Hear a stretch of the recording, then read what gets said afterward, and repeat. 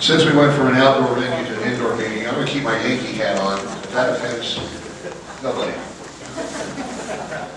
But I'd like to introduce our Vice Chair, Rick Berry, who's also my radio partner. And I'll do an unabashed promotion, but we have Rick and Rick at Night Show at 6 o'clock Monday night on WIKI 95.3, and we are blessed to have two wonderful guests, candidate for Senate Richard Murdoch and candidate for the Indiana General Assembly Jim Lucas. So, Rick Berry. Hi everybody, it's really great to be here, and let's hear it for that program earlier. For those of you.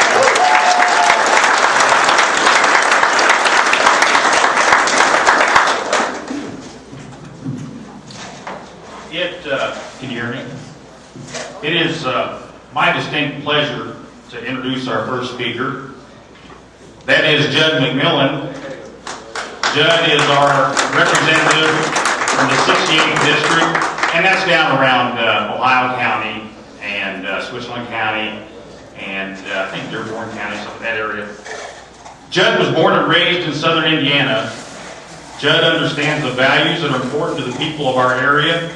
Jud graduated from Franklin County High School, where he excelled both as a student and an athlete. Since graduating from college with a bachelor's degree in economics and earning his law degree, Jud has returned home and continues to be a leader who cares about his community. I do have one little story about Jud. I was talking to Josh South last night. Josh is the vice chair of the Switzerland County Republican Party. And I said, Josh, I'm hearing a lot of great things about what you're doing in Switzerland County. You've really turned things around. People are showing up at meetings. They're showing their passion and, just doing things in the community to promote the Republican Party. And Josh said, well, he said, I'd love to take credit for that, but really, it's not me. He said, Jud McMillin is the one that's generating the renewed interest in the Republican Party and conservative values. So, with that said, it's my pleasure to introduce Jud McMillin.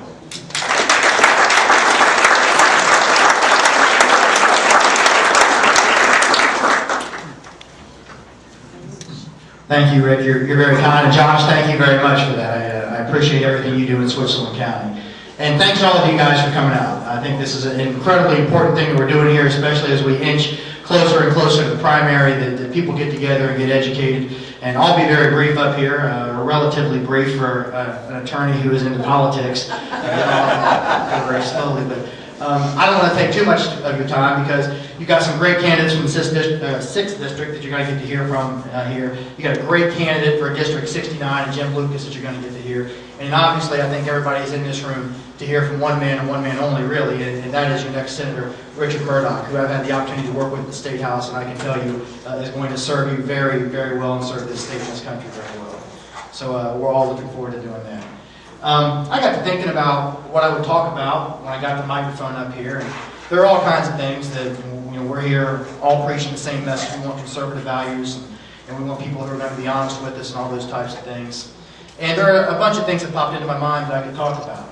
I could talk about the education reforms that are necessary, or problems we have with our criminal justice system, what it means to taxpayers. I could talk about some of the tax structure problems, comprehensive energy reform, all those types of things that need to be done that Mr. Murdoch will be working on for us. But then I got to thinking that there's one thing that I don't think we hear enough about at the national level, and it's something that I want to talk about today. And let me apologize in advance if any of it is offensive to anybody. If I offend anybody by saying anything that I believe up here, but you will find, if you get to know me very well, that I have a fuse for political correctness that's about this long.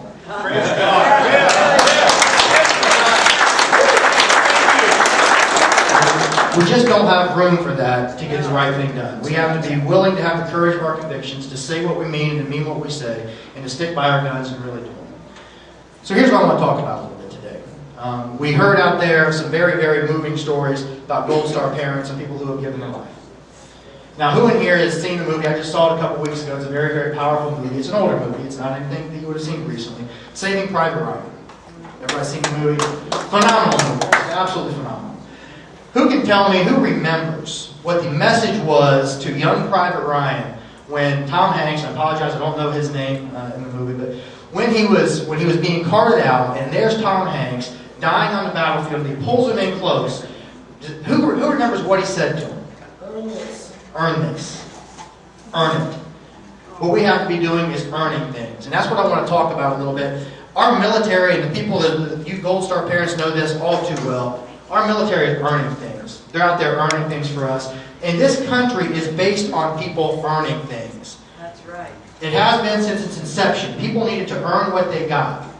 We have created a system now in the United States of America of entitlement programs. We have intentionally created a system that divorces consequences from actions. And that problem, ladies and gentlemen, has to be fixed. We can no longer have a system that rewards people who do not want to recognize the consequences for their actions. I do my best to make the best decisions I can every day. I don't always succeed. I make mistakes. I've made them before. I'll make them again. But I can honestly tell you that when I look back at the mistakes that I have made in the past, I made those mistakes because I did not give the appropriate amount of deference to what the consequences for my actions would be. All of us want to make good decisions so that we can be in a better lot in life. And all of us want to be able to help people who have made poor decisions or have found themselves falling on tough times. That happens from time to time. So don't mistake this message for me being less than passionate for people who need help. We as a flourishing country have developed a system where we can help those who are less fortunate, and we need to help those who are less fortunate. But when our entitlement programs get to be so big that we want to take care of everybody rather than just those who have to have it, we can't take care of anybody. When people aren't forced to earn it who can, then those people who can't earn it can't get the help that they need. Those who can must. Those who can must.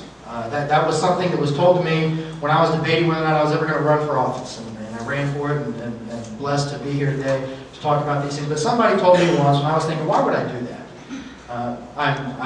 Things are going very well for me in my private life, my personal life. I know if I run for a political office, what's going to happen is I'm going to probably make less money. I'm going to have less time. I'm going to get my name dragged through the mud all over the place. What is appealing about that? And it makes you think you got to be a little bit insane to want to run for political office. But somebody that I greatly respect one day set me down and said, Jud, those who can must. And what he meant by that was that if we don't have people who can do this and who do have the courage of their convictions and who are willing to step up to the plate and do the right thing for the right reasons, then who is left to run for the offices? It's the people who lack the spine to have the courage of their convictions. You look at our system right now, we are a capitalistic system, which I am happy to participate in. But what you have all too often is you have these people who are successful in the private industry saying, why would I run for an office to make less money, have less free time, and have my name dragged through the mud? I'm perfectly happy being successful where I am. And so what we have left are the people who got spit out the bottom of the private industry, who weren't able to make it. And they look around and they say, well, geez, this isn't working very well. What else can I do? I can run for government. I can be a part of that system. And those are the people that we end up having make the decision if those who can don't. So those who can must.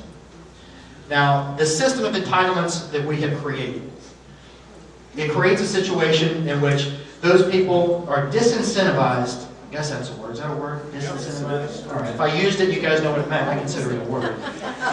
But they lack the incentive to go out there and to work for themselves.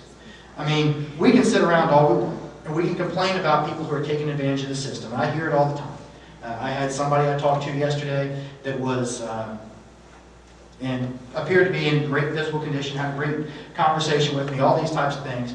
And it was in a situation where they were retaining me to do some work for them. And there was absolutely nothing wrong with this person. You can tell when there's something wrong with somebody. And they told me, I'm going to have trouble paying you because all I get right now is my disability. And this was a 30-year-old, perfectly healthy person.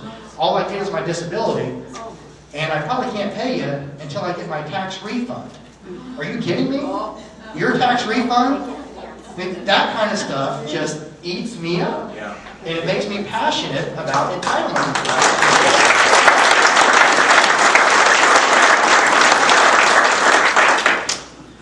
Now we can sit in here right now, and we can talk about this issue of entitlement reform.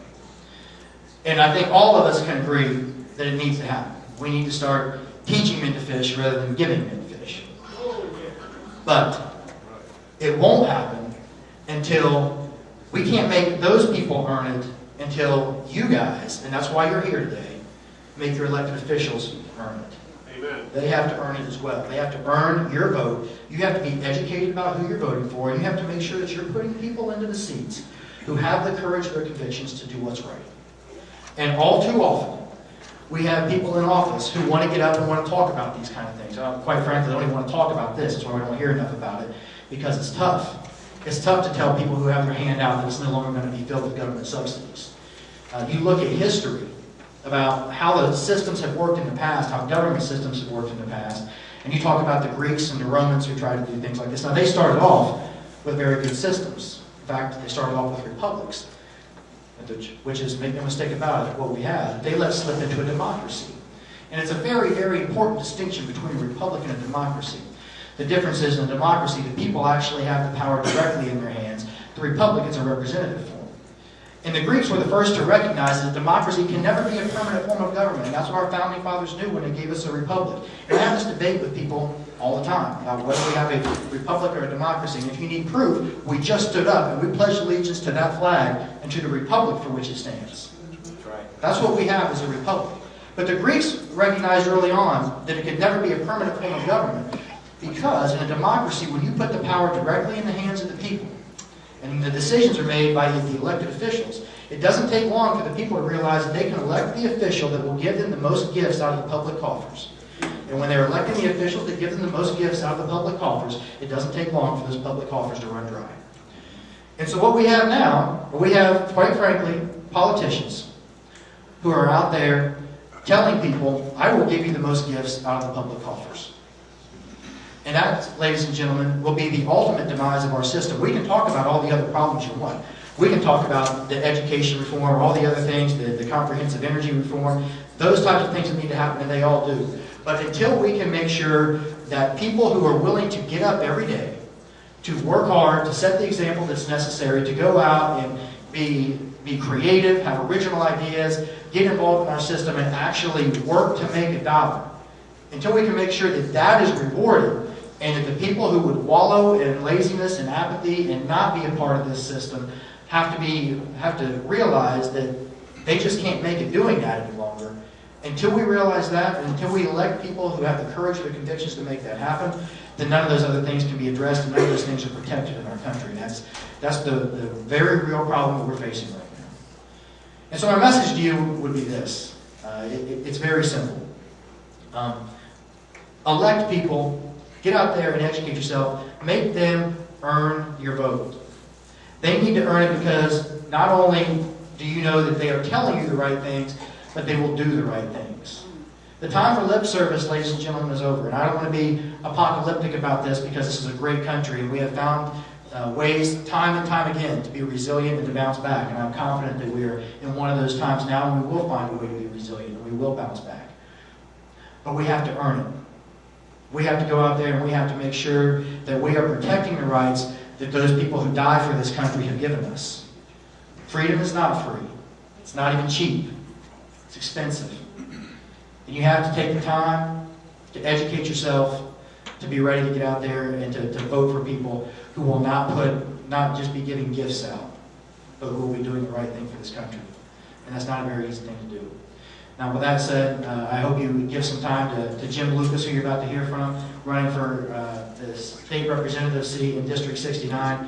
A very, very qualified candidate, somebody who I can promise you shares these views and is ready to stand up in the line of battle and make sure that he casts the tough votes so that we can get the right thing done here in the state of Indiana. And I know you guys, we're here to hear about more national issues, but I can tell you this, the state of Indiana is doing a pretty good job. And you look at the state of Indiana compared to other states, and it's because we're making the tough decisions. The last 2 sessions we were in up there, they were not easy sessions. We had people walking out who wouldn't show up to their jobs. We had people who wanted to come back and spread, I won't even say half-truths, they wanted to spread non-truths about the policies that they were encouraging. But we stood up and made the right decisions, and now you see the result. Now we need to take that message to the national level. Indiana is a leader now. Indiana has to bring the country along with them and make sure that our country stops operating in red, and starts operating in black, just like the state of Indiana is.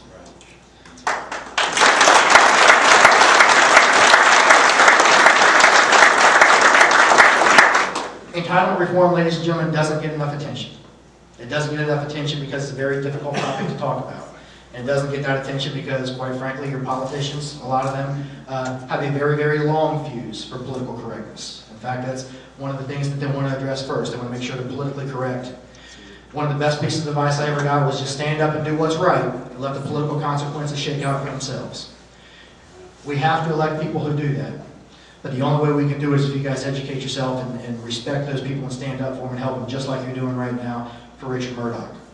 And what you can do to help is not just stop here, but get out and talk to other people. Spread the message. I know you've heard it a million times, but it's never been more important than it is right now. So get out, spread the message, talk to people, make sure that we elect conservative candidates who mean it and who are willing to earn it. And that's my message to you today. With that, I give you Jim Lucas. Thank you very much for your time.